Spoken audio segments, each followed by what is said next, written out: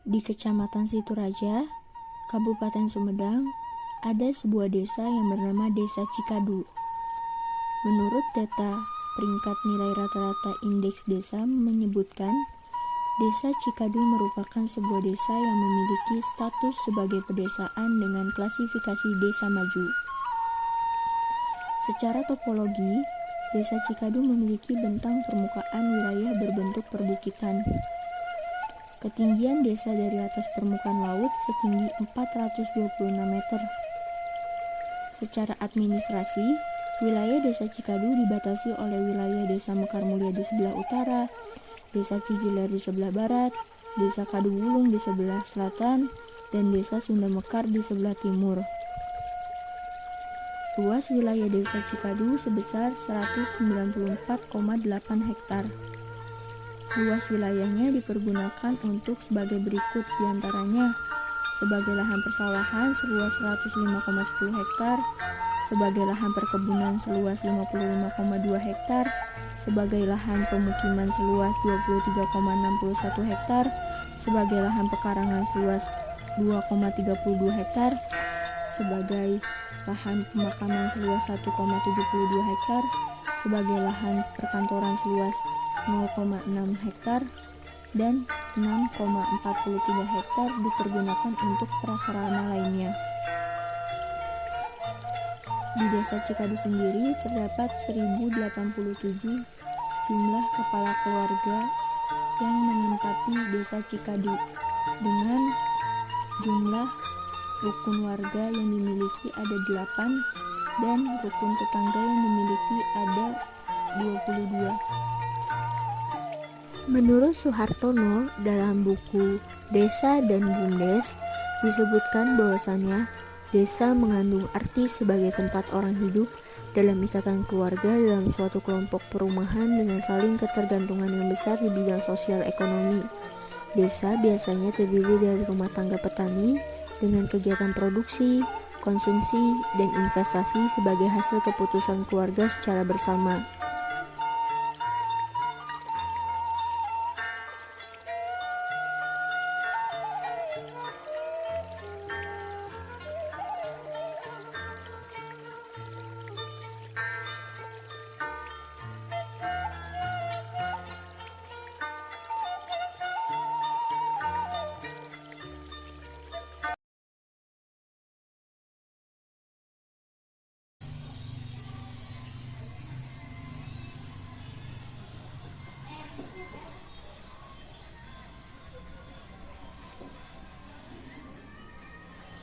Assalamualaikum warahmatullahi wabarakatuh.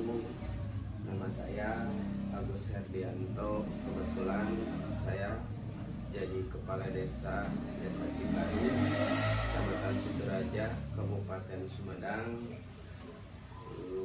baru 1 tahun, periode 2021 sampai 2027.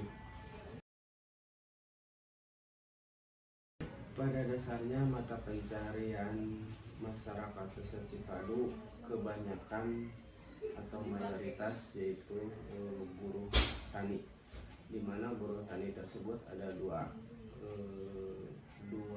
kategori: buruh tani harian lepas dan buruh tani yang mata pencarian yang biasa-biasa tani itu. Memang sempat berstagnasi kemarin, agak buruk pada waktu tahun 2020 karena terkena COVID sampai 2021, kurang lebih 1 tahun ke 2 tahun.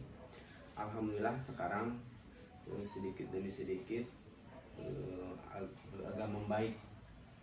Berarti sekarang masa pemulihan perekonomian di Desa Cikadu. Barangkali hampir semua di desa-desa ataupun se-Indonesia terkena dampak COVID itu sendiri, sehingga ekonomi di masyarakat menjadi menurun.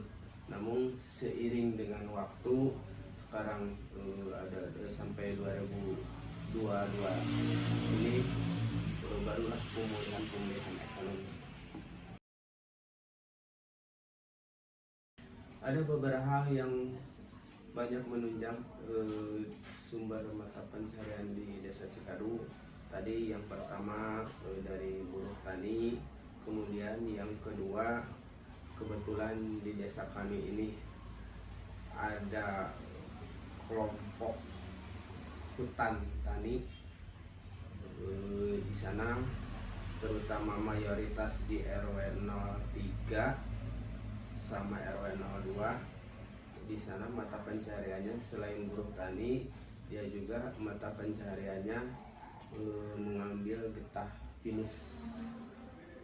Jadi mengambil getah pinus sehingga ekonominya bisa tertunjang dari pertanian, bertani sama penyadapan getah pinus. Kalau yang lainnya ada yang buruh tani biasa dan ada yang berdagang. Berternak di sini cuma ada segelintir orang. Kalau berternak ayam buras, tapi kalau berternak domba, hampir semua masyarakat di sini punya ternak domba. Tetapi ternak dombanya cuma per kakak, ada yang cuma punya 5 ekor, 3 ekor, ya paling banyak 10 atau 20 ekor lah. Tapi memang betul hampir 70% atau 80% masyarakat Desa Cikadu di sini tuh beternak domba, kambing gitu ya, beternak kambing. Tapi sedikit-sedikit gitu ternaknya. Kadang terkenal patah tahu, tapi cuma sebagian, bukan sebagian ya, cuma ada satu pabrik tahu di Desa Cikadu itu, yaitu Pak Dadan. Letaknya di RW 5 dekat jalan, dekat pesantren. Kakak yang termasuk tidak mampu yaitu kurang lebih ada 607 kakak. Nah, yang 607 kakak tersebut itu dibantu dari pemerintah berupa BPNT, berupa PKH, dan ada yang dibantu dari desa, yaitu dana desa. Kemarin kita gelontorkan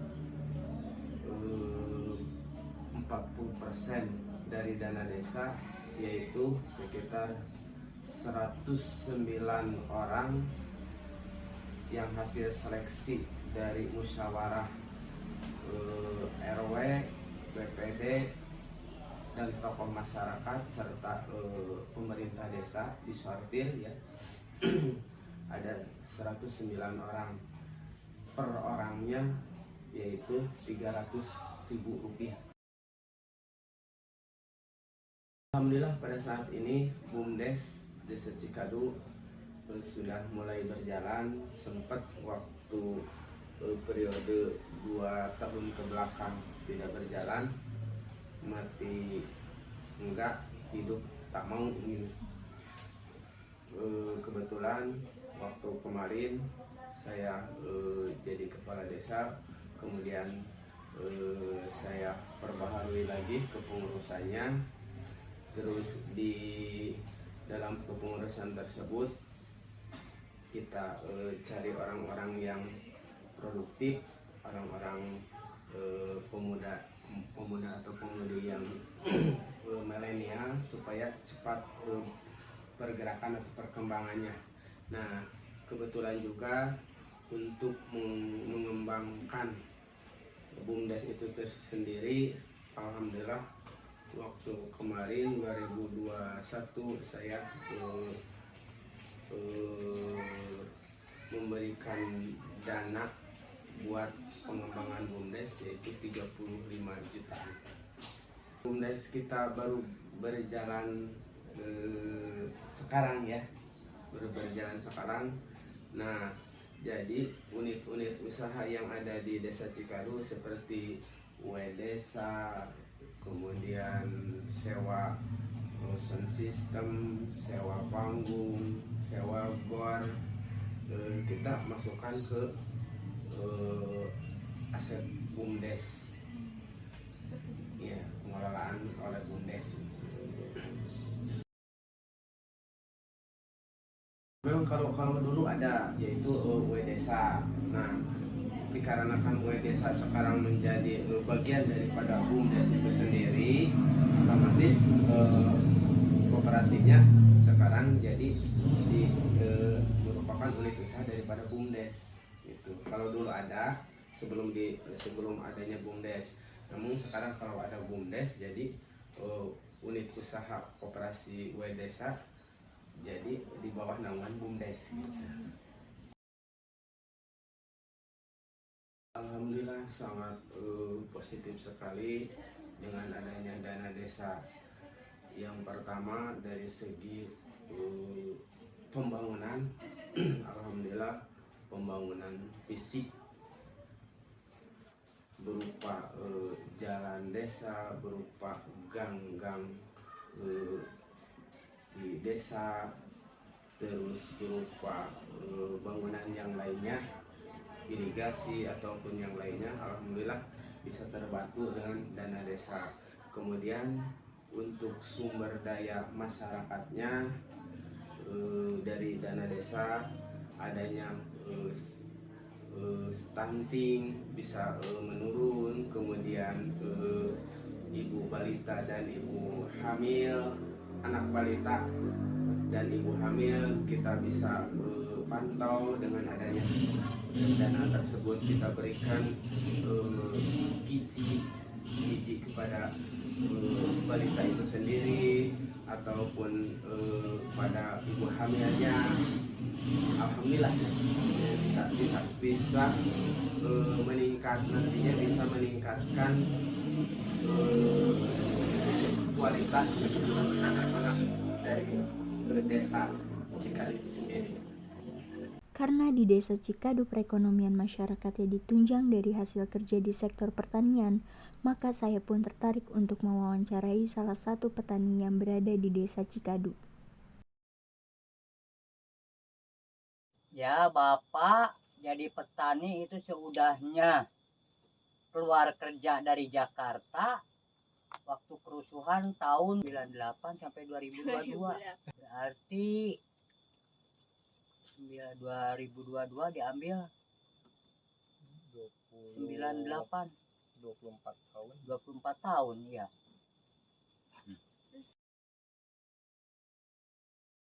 Ya, hanya cukup untuk makan aja lah.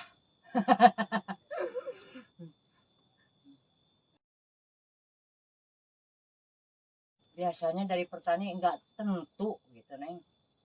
Enggak tentunya kalau lagi kebetulan Bapak kan nanemnya bukan sawah milik sendiri gitu. Yang pertama milik kakak, yang kedua punya orang tua gitu. Jadi ya penghasilannya dirata-ratakan per 100 bata itu paling-paling bersihnya itu 500.000 lah per 100 bata.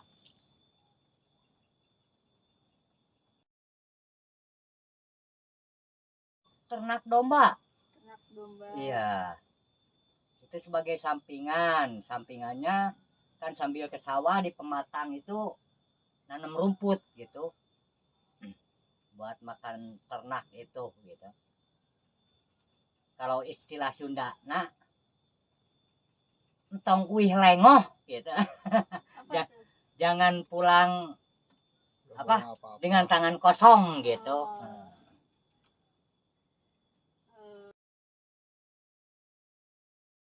100 bata rata-rata itu 6 kintal. Bapak molah tanam itu 500 bata. 5 kali 6 30. Ya 3 ton lah. Ya itu store ke yang punya sawah 2 kilo. Ya per bata. Jadi 2 kintal per 100 bata. Berarti 5 kali 2 10. Untuk Untuk sisanya dijual keluar desa atau gimana? Dijual ada di sini, itu apa, bandar padi di sini di dalam desa, ya di desa Cikadu sendiri gitu. Kalau kayak gitu pembagian hasil jualnya gimana? Ya jualnya ya milik kita. Kalau yang ini seudahnya kita setor sama yang punya tanah gitu.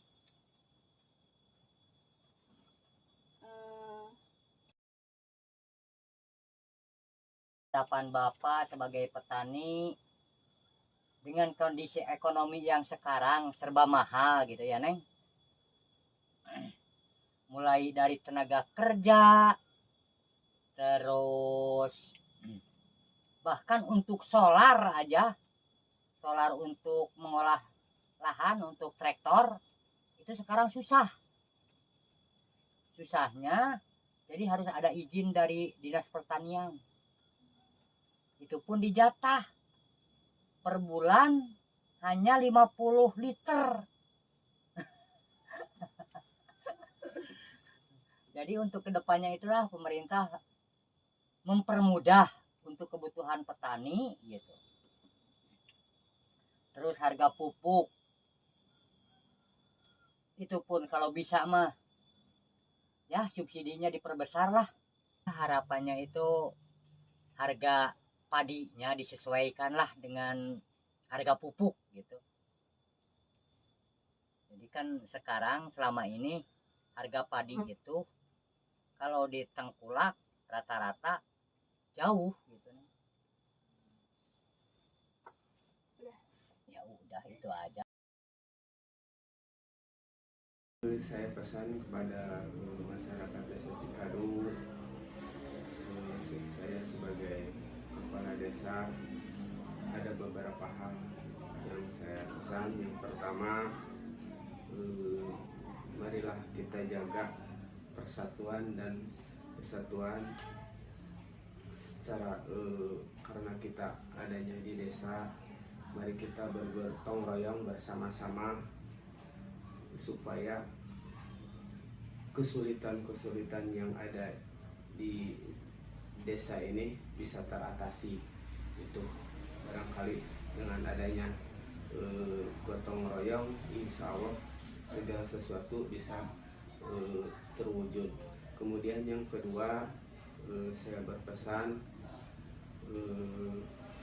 mari kita kalau ada permasalahan baik yang besar atau yang kecil, kita musyawarahkan secara bersama-sama dengan tokoh masyarakatnya, dengan lembaga yang ada di desanya, baik RT, baik RW.